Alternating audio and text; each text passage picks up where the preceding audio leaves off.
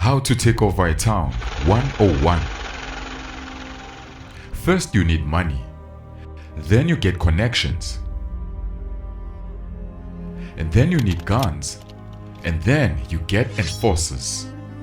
With the first 4 requirements sorted, you start taking over cash-heavy and illegal industries by force, because absolute power is never given, you gotta take it. Now, in exchange for protection, make sure everybody pays you a cut of what they make, but you first need to make an example of someone they respect the most, so that they know this is not a game. As they say, strike the shepherd and the sheep will scatter.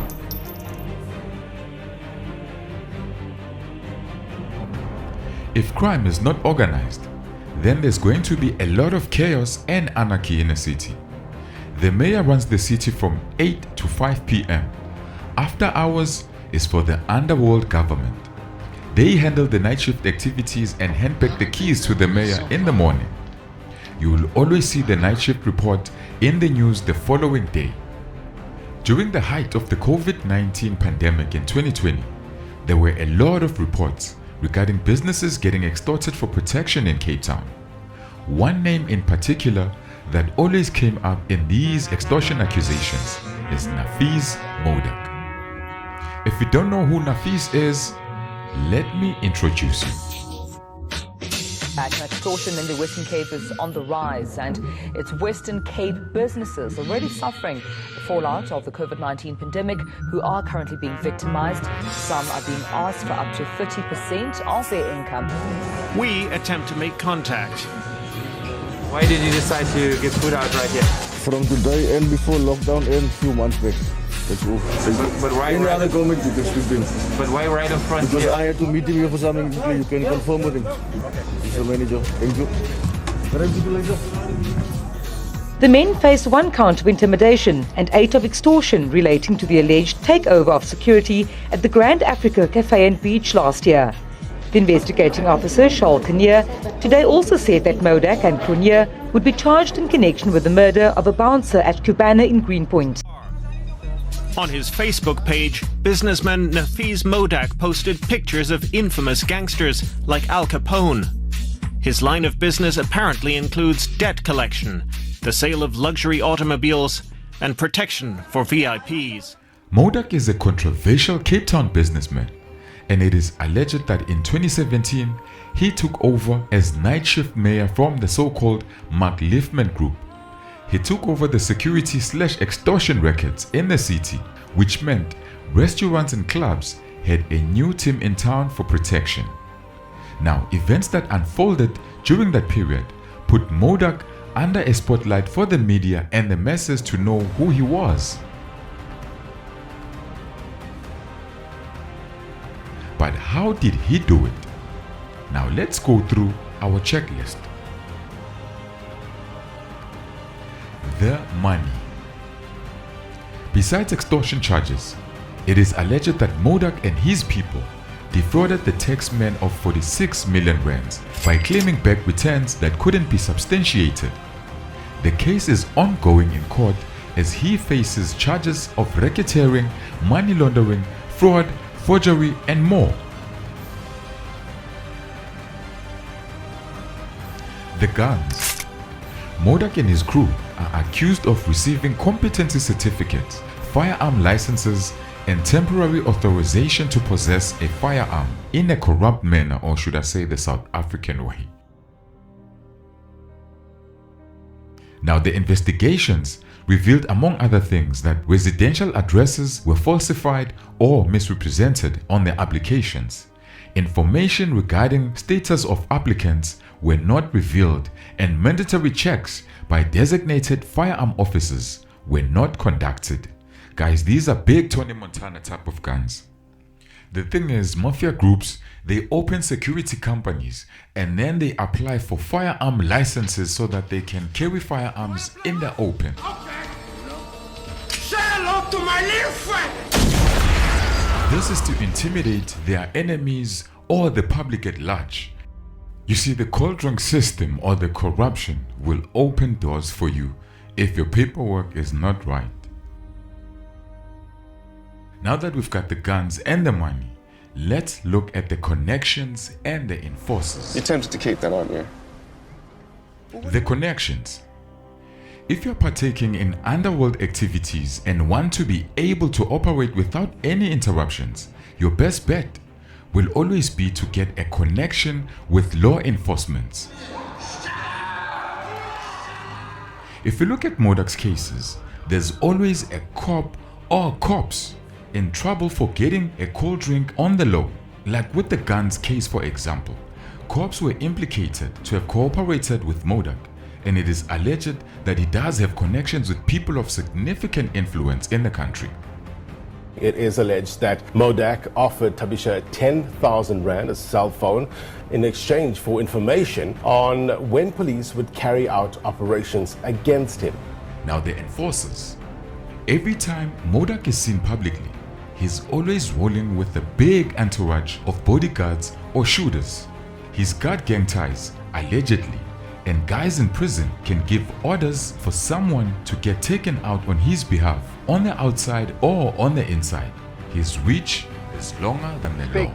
I have a collect call from Mr. Walters. Okay, operator. Now who was made an example of? You see, one of Modack's alleged clients was not fulfilling his obligations of making mandatory payments for security. He instead ran to a well-known criminal lawyer, William Booth, to help him out of the situation. Now, after Booth got involved in this case, one of Modack's co-accused got arrested and only got bail after 4 days. Now, with the lawyer starting to mingle in their business, a hit was put out for Booth, and the fact that Booth had previously represented some of Modack's enemies before also made matters worse for him.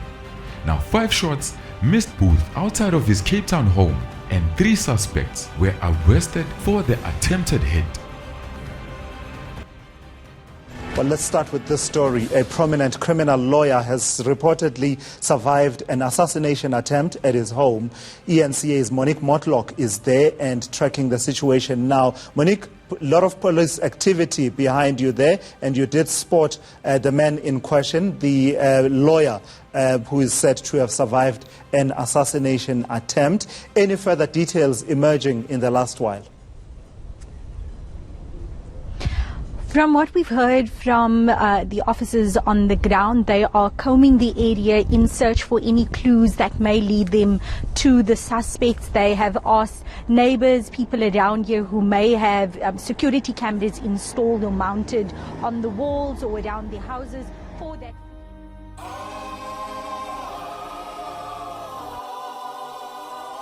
The state contends that Modack not only ordered the assassination of anti-gang unit officer Charles Kinnear, but also orchestrated the murders of 2 other people. Charles Kinnear was the detective that was investigating Modack and his underworld activities.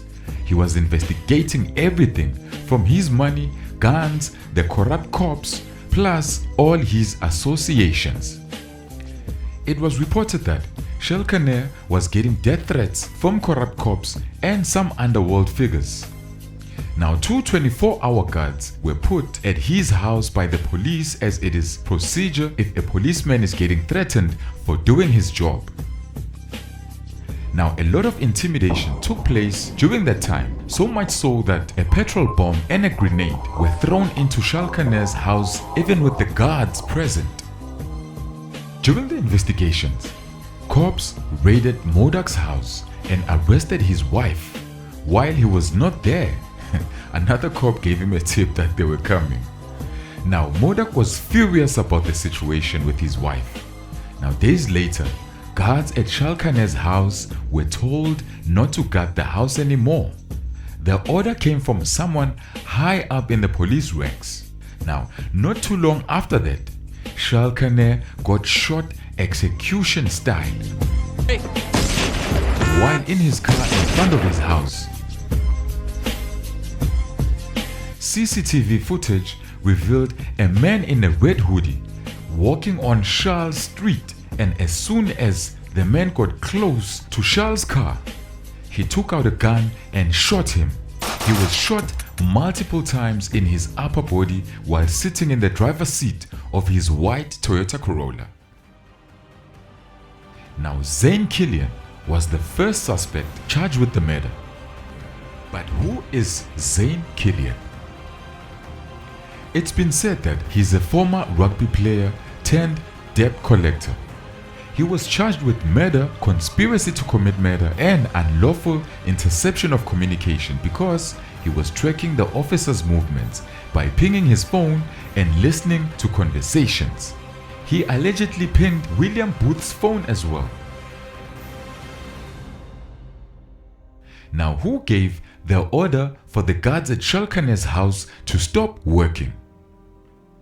Why Kinnear's security was withdrawn. Instead, it has turned into a full-scale investigation. As soon as I get the report will outline exactly whether there was security, what type of security, and then when was it initiated and when was it withdrawn, because there's a procedure also followed before a security can be granted to a person. Now, with nobody taking responsibility, IPID posted some of these questions to the police commissioner Kehla Sithole. He's been avoiding questions regarding this case even though he was the one who asked IPID to investigate. Basically, what the guy was saying was, investigate this case but don't ask me shit. And if there's one thing we all know about the cops, they don't snitch on each other. The conundrum for our viewers.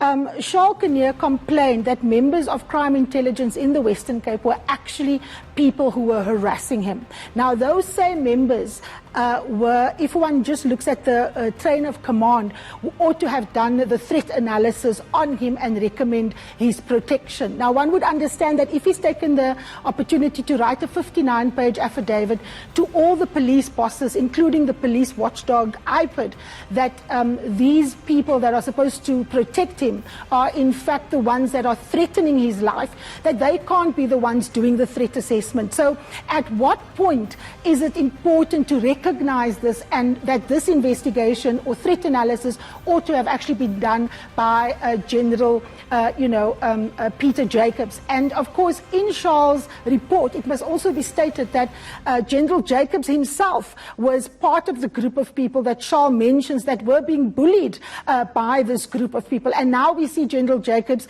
being suspended. Are we seeing a cover-up in the making here, with people in the Western Cape enjoying police protection, nothing happening to the provincial commander that is involved in crime intelligence, and Peter Jacobs being sacrificed here? But now, if the truth comes out, I feel like a lot of high-profile people are gonna go down. So is it gonna happen? We'll just have to wait and see, but I doubt.